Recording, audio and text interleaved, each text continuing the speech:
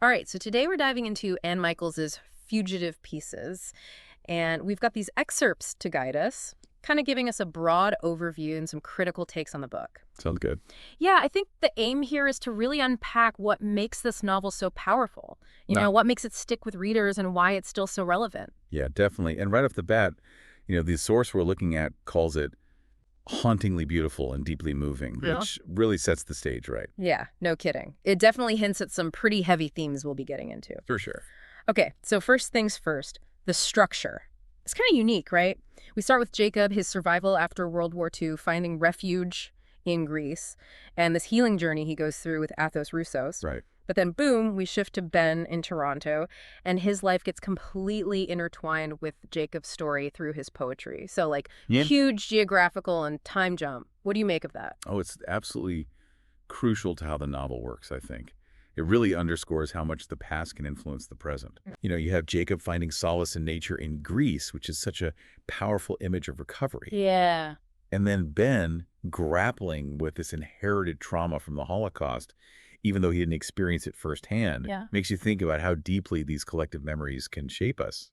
Totally. And speaking of like memory and trauma, those seem to be at the core of this whole thing. The source specifically points to the enduring power of memory, especially in relation to the Holocaust. Absolutely. And it ties back to what we were saying about Jacob and nature, right? There's like the natural world becomes this sanctuary for him, this space to process this unimaginable loss. Makes sense. And then, Ben, on the other hand, he's wrestling with this legacy of historical trauma. It's almost like a ripple effect across generations. It is. It's fascinating. And then there's the role of art in all of this. The source talks about this redemptive potential of love and art and how Jacob's poetry becomes this bridge between him and Ben. I think that's one of the most powerful aspects of the novel. Art transcends individual experience. It becomes a means of connection, of understanding. For sure. Jacob's poems, they're not just personal expressions of pain. They allow Ben to connect with history, to gain insight into the resilience of the human spirit, even in the face of immense suffering. Yeah. And the way it's written, like stylistically, it sounds pretty unique too. The source describes Michael's prose as lyrical and evocative, highlighting the poetic quality and use of like metaphors and similes to convey those deep emotions. Right, and that's really important to understanding the novel's impact. The language itself is very deliberate. It's not just about telling a story. Yeah. It's about creating a mood, an atmosphere. It makes you feel the weight of these themes, the depth of these characters' experiences. Totally.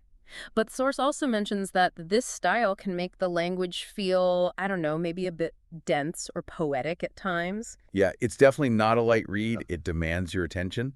But I think that density is part of what makes it so rewarding. It's a novel that you have to savor to really think about. Right, right. And in terms of pacing, it's not exactly an action-packed thriller. Oh, no, not at all. The source calls the narrative approach contemplative and introspective, and even points out that those shifts in character and time might not be for everyone, especially if you're looking for a fast-paced plot. Yeah, if you're looking for car chases and explosions, this is not the book for you. Definitely not. But I think those shifts are deliberate. They mirror the fragmented nature of memory. They show how the past keeps interrupting the present. Hmm. That's interesting. So, like, to recap the strengths, we've got this beautiful lyrical writing, this profound exploration of memory and loss. Yeah, definitely. And the characters are unforgettable. Plus, the reflections on art and history are super insightful. I agree. But of course, there are potential challenges too, like the slower pace and the dense language. And the narrative shifts like we talked about. But for me, those challenges are also part of what makes the novel so unique and engaging. Yeah, it's like you said, it makes you work for it. Exactly. But ultimately, the source calls Fugitive Pieces a masterpiece of literary fiction, emphasizing its testament to the healing power of art and the enduring strength of the human spirit. Yeah, it's a book that stays with you. It makes you think about the world, about history, about yourself in a different way. Totally. So for our listener, Fugitive Pieces is a deep exploration of how the past shapes the present, how memory and art intertwine to create meaning. Yeah, and think about Jacob and Ben, their journeys across time and continents. It really sheds light on how trauma is experienced and how the search for meaning can span generations. It's powerful stuff.